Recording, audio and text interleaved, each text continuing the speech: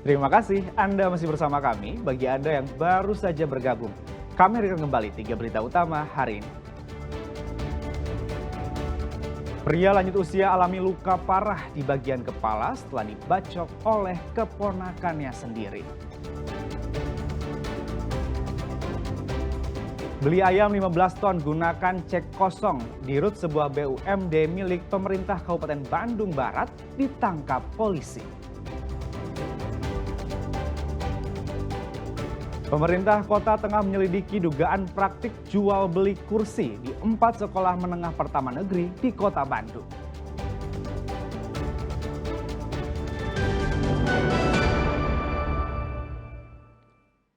Seorang direktur utama Badan Usaha Milik Daerah Kabupaten Bandung Barat ditangkap aparat Polres Cimahi karena dituduh melakukan penipuan dalam transaksi usaha.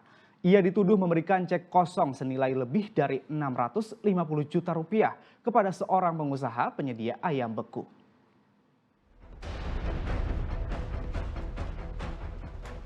Deden Robi Firman jadi pesakitan dan ditangkap oleh penyidik Satuan Reserse Kriminal Polres Cimahi. Pria yang menjabat sebagai Direktur Utama PT Perdana Multiguna Sarana milik Pemkab Bandung Barat diciduk aparat lantaran dituduh melakukan penipuan. Ia dilaporkan seorang pengusaha penyedia ayam dengan tuduhan melakukan penipuan yang merugikan korban sebesar 659 juta rupiah.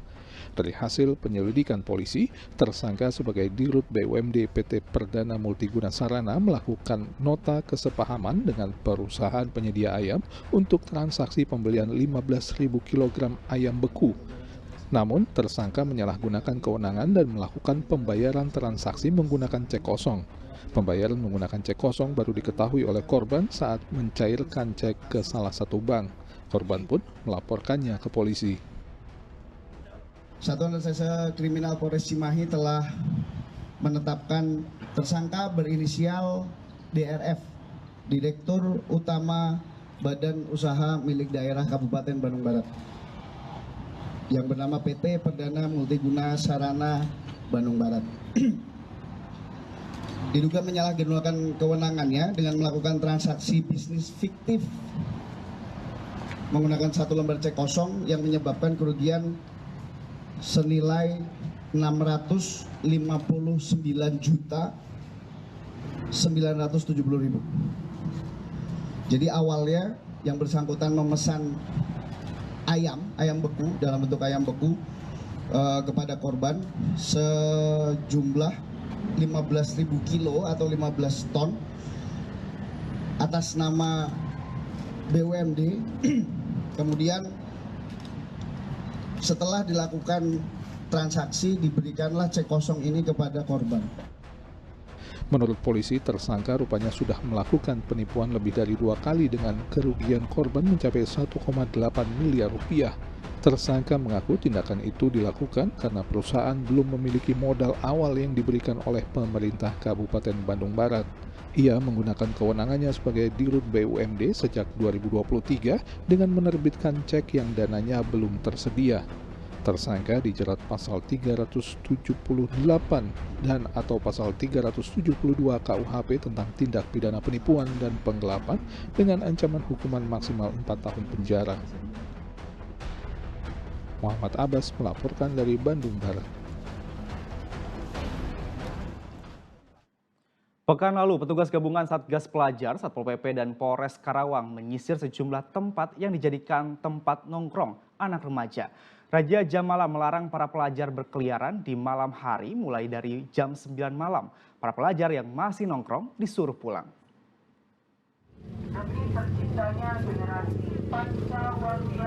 Petugas gabungan Satpol PP dan polisi dari Polres Karawang mendatangi alun-alun kota Karawang dan Jalan Galuh Mas yang biasanya jadi tempat anak remaja nongkrong di malam hari.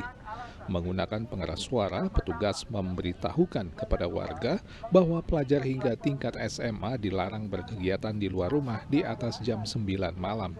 Sejumlah remaja yang kedapatan masih nongkrong di malam hari kemudian diimbau untuk segera pulang ke rumah masing-masing. Selain razia di pusat kota, satuan tingkat kecamatan juga melakukan kegiatan serupa untuk menerapkan pembatasan jam malam bagi para pelajar. Salah satu orang tua mengaku setuju dengan kebijakan ini. Anaknya pun sekarang memilih untuk belajar di rumah daripada nongkrong di luar rumah. Sangat mendukung dan ini bagus sekali kebijakan seperti ini. Bapak setuju nggak ya? Setuju. Sebentar, anak Bapak saat ini udah tahu Pak. Kira-kira Bapak sudah menyampaikan? Udah. Untuk anak saya juga yang SMP saat ini setelah ada kebijakan ini dia malah takut gitu kan. Malah lebih banyak ada di rumah gitu. Belajar di rumah. Kebijakan jam malam pelajar berlaku di seluruh wilayah Provinsi Jawa Barat berdasarkan surat edaran gubernur. Untuk menegakkan aturan tersebut, operasi penertiban kedisiplinan akan terus dilakukan oleh aparat terkait. Akli melaporkan dari Kerawang. Bencana atau keadaan lain yang diketahui. Wali Kota Bandung tengah menyelidiki dugaan praktik jual beli kursi di 4 sekolah menengah pertama negeri di Kota Bandung. Proses investigasi masih berlangsung, beberapa sekolah yang diduga terlibat telah dipanggil untuk dimintai keterangan. Pernyataan tersebut diungkapkan Wali Kota Bandung Muhammad Farhan. Data tersebut didapat dari laporan temuan Tim Saber Pungli Provinsi Jawa Barat yang diteruskan ke Tim Saber Pungli Kota Bandung. Dalam laporan awal tersebut, diduga praktik jual beli kursi SMP negeri terjadi di 4 sekolah di Kota Bandung dengan nilai suap antara 5 hingga 8 juta rupiah per kursi. Wali Kota menyatakan komitmennya untuk meneruskan penyelidikan kasus ini meski Tim Saber Pungli telah dibubarkan oleh Presiden. Ditemukannya oleh Saber Pungli Jawa Barat, yang disebutkan ke Saber Pungli Kota Bandung, lalu kita melakukan penyelidikan, baru menyampaikan laporan ke saya. Sayangnya memang 2 hari setelah laporan saya terima, Saber Pungli seluruh Indonesia dibubarkan lewat Kepres, gitu kan. Nah jadi akhirnya kami membentuk lagi lah bersama dengan Inspektorat dan juga Dinas Pendidikan khusus dan juga dengan Satgas Justisi Perda yang kemarin baru dibentuk. Kalau sekolah yang lagi diselidiki kan ada 4 sekolah SMP negeri, kemudian nilainya antara 5 sampai 8 juta rupiah. Salah satu pemicu dugaan adanya pungli adalah perbedaan antara jumlah kelas yang tercantum di brosur dengan yang ada di lapangan. Di brosur tertulis 7 kelas, namun pada kenyataannya ada hingga 11 kelas yang dibuka. Namun menurut Pemkot Bandung, perbedaan terjadi akibat permohonan kuota tambahan kelas yang sebenarnya belum mendapatkan persetujuan dari kementerian, sehingga perbedaan jumlah kelas tersebut belum tentu menunjukkan adanya pungli.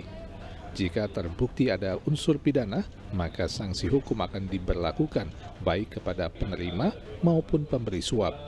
Pemkot juga mengingatkan masyarakat untuk waspada terhadap modus penipuan dari oknum yang mengaku sebagai orang dalam yang mengiming-imingi bisa membantu masuk sekolah negeri dengan syarat memberikan sejumlah uang. Muhammad Rizal melaporkan dari Kota Bandung. Kementerian Lingkungan Hidup memberikan sanksi administrasi paksaan pemerintah terhadap tempat pembuangan akhir Kopi Luhur, Kota Cirebon pekan lalu. Kementerian LH memberikan waktu 180 hari bagi Pemkot Cirebon untuk mengubah tata kelola TPA dari open dumping menjadi sanitary landfill. Menteri Lingkungan Hidup pekan lalu meninjau lokasi tempat pembuangan akhir sampah Kopi Luhur, Kota Cirebon. Kedatangan tersebut untuk mengawasi pelaksanaan sanksi administrasi dari pemerintah pusat terhadap TPA Kopi Luhur yang menggunakan sistem open dumping atau penumpukan sampah tanpa proses lebih lanjut, yang sebelumnya pernah menyebabkan kebakaran hebat yang terjadi selama berhari-hari.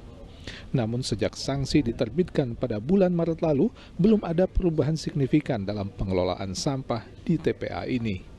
Kementerian LH pun mengultimatum pemerintah Kota Cirebon untuk melakukan langkah-langkah perbaikan selama 180 hari ke depan untuk mengubah pengelolaan TPA dari open dumping menjadi sanitary landfill. Hal ini dilakukan untuk meminimalisir efek atau dampak dari sampah yang terbuka dengan sistem open dumping. Kami sudah meminta kepada Bapak Wali Kota untuk menyusun desain, rencana desainnya, perubahan dari open dumping seperti ini menjadi sanitary landfill. Kedua, melakukan capping untuk berubah dari open dumping menjadi sanitary landfill. Nah, langkah-langkah ini perlu didukung dengan kegiatan masif di penanganan sampah di bagian hulu. Sampai hari ini Cirebon fasilitas penanganan sampahnya relatif tidak terlalu banyak. Saya mohon izin Pak Sekdaprop bisa memikirkan ini, mencari langkah-langkah operasional taktis untuk mengimbangi tempat pemrosesan sampah 3R atau TPST sesuai dengan jumlah penduduk dan karakteristik demografinya. Dinas Lingkungan Hidup Kota Cirebon mengaku langkah perubahan menuju sanitary landfill selama ini terkendala kurangnya anggaran operasional yang dikucurkan oleh Pemkot Cirebon. Saat ini upaya yang sudah kita lakukan sebenarnya sudah sesuai dengan kontrol landfill. Jadi memang kebutuhan untuk tadi yang disarankan oleh Pak Menteri bahwa sudah mulai penutupan dan lain-lain sudah kami laksanakan, dan memang karena tadi ada keterbatasan anggaran untuk Dinas Lingkungan Hidup terutama untuk TPA Pebeluhur, dan alhamdulillah dengan adanya kedatangan Pak Menteri di sini dan Pak Sekda Provinsi itu memberikan angin segar untuk kita bisa mengubah TPA Pebeluhur ini menjadi TPA yang sempurna sanitary landfill. Sistem pembuangan sampah akhir open dumping adalah pembuangan sampah dengan hanya ditumpuk begitu saja yang menyebabkan pencemaran udara serta rawan terjadi kebakaran.